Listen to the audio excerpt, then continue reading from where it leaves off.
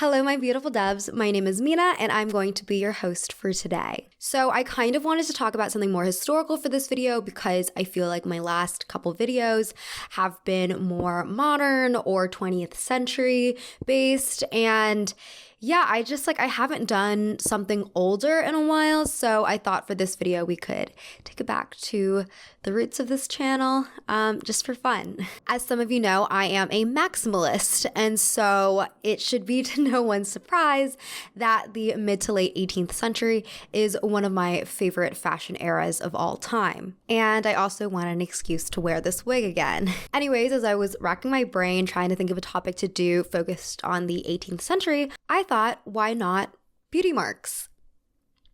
You know, the little applied mole along with rouge and white face powder that feels synonymous with Marie Antoinette's makeup routine. But in actuality, as I was reading more about these patches, or as they call them in France, mouches, which means flies, they were actually introduced at the end of the 16th century, became commonplace by the 1640s, and then rose to the height of their absurdity in the second half of the 17th century. So actually, we're going to take it back a little bit further today, and so maybe the poof is not that relevant, but whatever.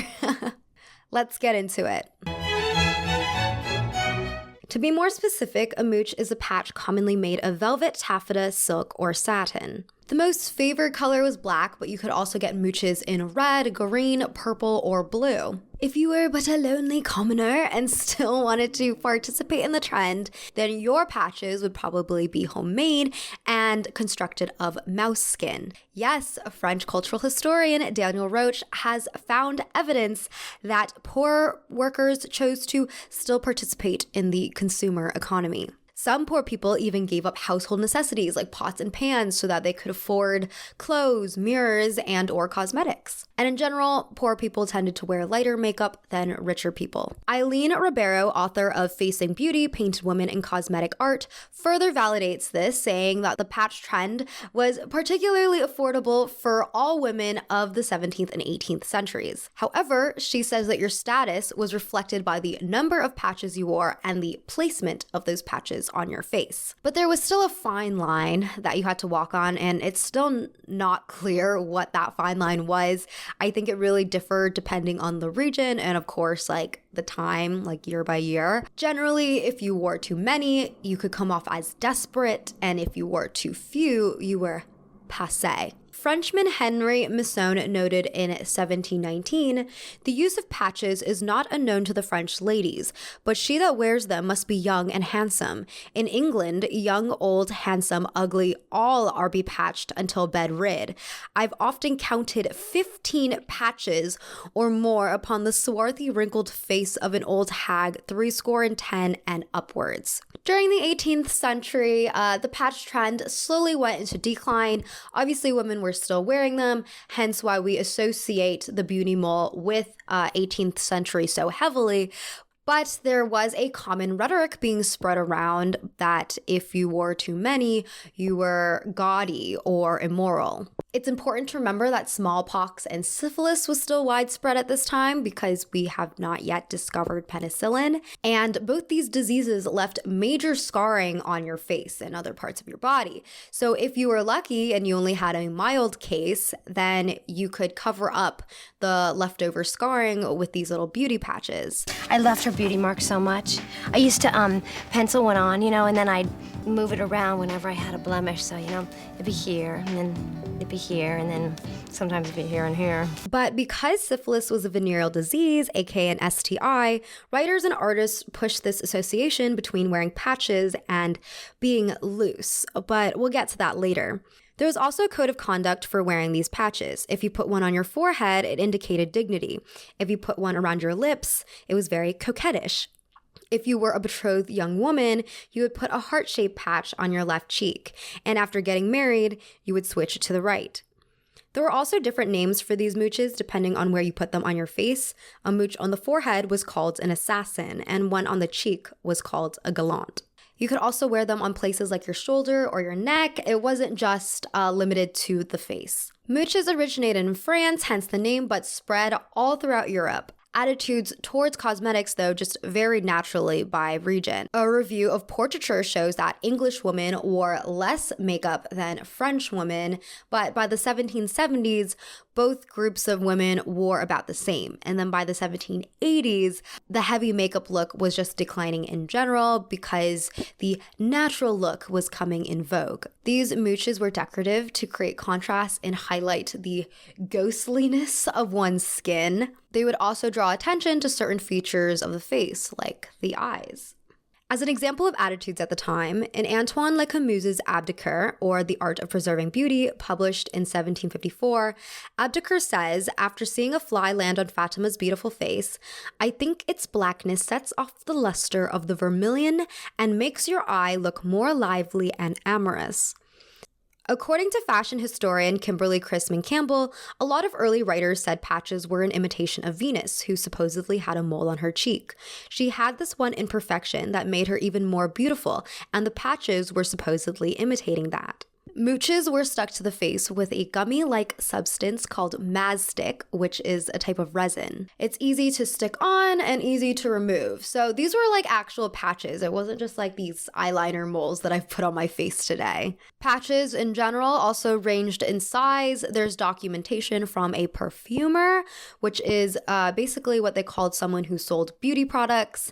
And this perfumer put in an order for patches as small as a pea size to as large as the size of a $50 coin. One person in the 1700s wrote dramatically, "It is with great sorrow that I already see it in the possession of that beautiful mass of blue which borders upon the eye. Should it increase on the side of that exquisite feature, what an eclipse have we to dread." I've read a lot of books and articles saying that these patches could be cut into different shapes, like stars, crescents, even a horse-drawn carriage. But I am skeptical about the carriage just because it's really hard for me to imagine like a whole carriage on someone's face. Also because all the references people used to cite this information came from satirical papers or from critics who could just have been using hyperbole. Just based on portraiture, I feel like everything that I've seen has just been very simple shapes. The mooches were often carried or stored in small decorated patch boxes called fly boxes in France. The boxes also sometimes contained an internal mirror and a small brush to help with the mooch reapplication.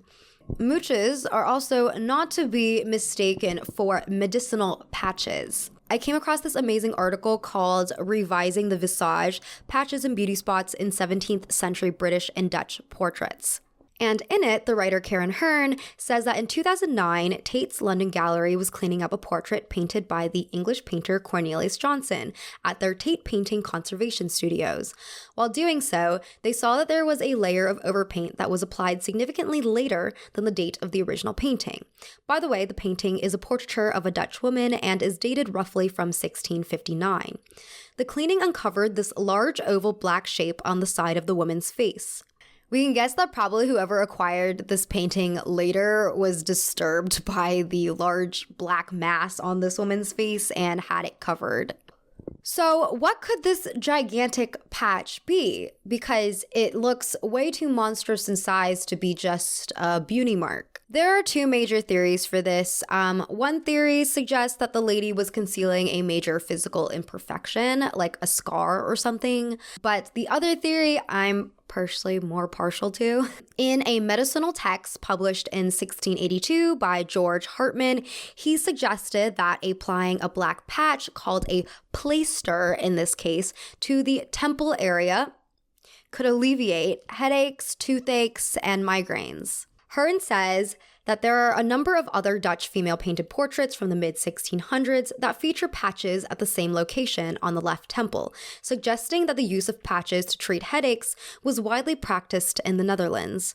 Another interesting related, but not related point is that N.F. Lowe, in their essay, The Meaning of Venereal Disease in Hogarth's Graphic Art, says that the treatment for smallpox was often mercury-based. Mercury could be mixed with turpentine to create this brown or black powder, and then it would be applied to the sore. And that could resemble a beauty spot.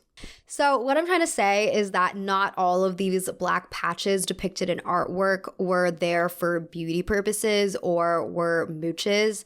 Like, they're kind of different things. But they could cross over, like I said before. If you just had leftover scarring and it was like a really small scar, then you could put a mooch over it. And it would be like killing two birds with one stone. Because we live in a society, black patches meant different things when worn on different groups of people. Let's start with the men. In the 17th and 18th centuries, cosmetics were unisex, so that not only included mooches, but rouge, white face paint, and wigs as well. But today, we're only talking about patches. Something that I found interesting is that when on men, certain black patches indicated the wearer's heroism. For instance, in around 1638, court administrator Henry Danvers commissioned a painting featuring a crescent-shaped patch on his cheek. Danvers was a soldier and was shot in the face in Ireland in 1599, and Hearn suggests that the patch acted as a permanent means of reminding others of his demonstrable valor.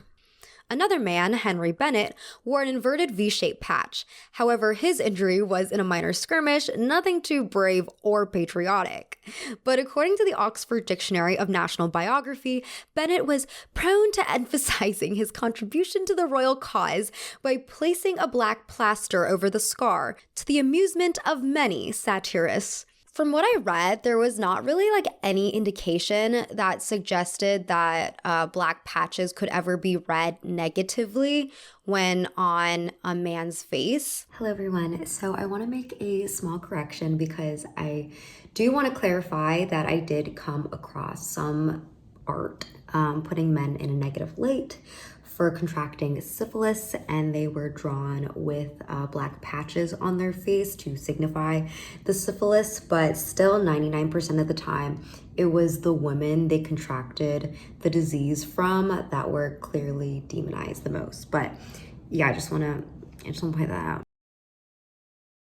There was a phenomenon of young British elite men called macaronis, who were often parodied and ridiculed by the media for dressing very ostentatiously, spending lavishly, being unpatriotic for embracing French fashions, and veering too effeminately, among other transgressions. But the macaronis were made fun of because of their overall presentation. So yes, while they probably did wear mooches because that was in vogue, I didn't come across anything that suggested that the mooches affected how they were represented. If anything, it was their towering wigs that drew up the most stigma. Women, of course, can't do anything without being insulted. Surprise, surprise. So naturally, there were a lot of critics who disapproved of mooches. The English Puritans, for instance, disapproved of them heavily. They disapproved of cosmetics in general. But what didn't the Puritans hate? The author of The Gentlewoman's Companion, Hannah Woolley, was another person to criticize the fashion. She wrote, "It is a riddle to me that a blemish should appear a grace, a deformity be esteemed a beauty." Another example we have is this cartoon from a 1652 paper, which depicts a woman labeled Virtue covering her hair and neck. The woman under the word Vice is bearing cleavage and wearing a number of patches. Some people could only associate the beauty marks with covering up blemishes, which of course is not that flattering of a reminder. Samuel Pepys observed Lady Castlemaine at a London theatre in May 1668. He wrote that she applied a little patch on the side of her mouth, saying, "I suppose she's feeling a pimple arising there." This illustration was an 18th century satirical trope depicting an older woman applying modern makeup and covering her imperfections with multiple patches. You can see she's holding her little patch box in her hand. Perry Emerson notes that the illustration pokes fun at the idea that this woman is still trying to make herself beautiful by participating in these fashion trends for the youth, while being past the prime of her beauty. Because of course, old women are never supposed to be fashionable, and they're not supposed to wear anything nice or participate in any makeup trends. They're just supposed to be old. Now, another pretty insidious trope, which I kind of briefly touched upon earlier, was the symbolism of patches as representing sexual immorality. As I said earlier, syphilis was a rampant venereal disease until the introduction of penicillin. And because it was a venereal disease, of course, sex workers were stereotyped as being the major victims or carriers of the disease. The painter, William Hogarth, was particularly a freak who dedicated an entire series of paintings called A Harlot's Progress, which told the fictional story of the beautiful Moll Hackabout who becomes a harlot and then dies of a venereal disease at the age of 23. And we can tell that the patches drawn on here were not just cosmetic details because if we take a look at his other painting, Strolling Actresses in a Barn, the girls have delicate small mooches below their right eyes. They're all identically placed and the youthful environment suggests that these moles are beauty moles. However, the black patches he draws on the sex workers' faces are large and ill-positioned, suggesting that they are not cosmetic, but hiding signs of syphilis. Also, in A Harlot's Progress, Moll is given more and more patches leading up to her death. There were also some writers who partook in this trope of loose women wearing patches. The court satire on several women about town includes the lines, "Was a bouncing widow with a patch on her nose who loves fucking better the older she grows." Writers at the time also claimed you could identify whether or not a woman was a sex worker based on how many patches she was wearing. Eileen Ribeiro says, the problem arose when lower-class women used too many patches. Such beauty spots signified not merely a language of sexual coquetry, but sexual license. Which I think is very Interesting. that Ribeiro highlights lower-class women in that sentences, because I did read a guide written on 18th century French customs. I think it's like a shaky source because even though it was written by a curator of the Imperial Library of the Arsenal in Paris, Paul Lacroix, which sounds like a very fancy title, it was also published in 1876, which is like 100 years after the time period that it's talking about. And also because it's so old, I have trouble trusting sources that are not primary sources, but also like super old. So take this information with a grain of salt is what I'm trying to say. This guide says that a great lady always had 7 or 8 mooches. 7 or 8 just feels like a lot on your face, personally. But I guess if you're dressed like an upper class lady and you have the title to prove it, even if you're wearing a ton of patches, people are just going to assume you don't have syphilis because you are rich and a lady. I think it just goes to show, like when looking at how men were perceived, how women were perceived, older women, richer women, sex workers, these beauty patches could contribute a lot of stereotypes depending on your social standing and which group you belong to. Okay, this is the end of the video. Thank you so much for joining me on this little tour through the world of 17th and 18th century beauty. I hope you learned something from this. I also, just like out of curiosity, would like to know, so just leave a comment if you feel you can contribute to this, but I would just like to know whether most of you prefer me talking about something like newer or something older. I'm probably going to continue to do a mix of both of these things going forward, but just out of interest. So yeah, I hope you have a lovely rest of your day. Thank you so much for your time and bye-bye.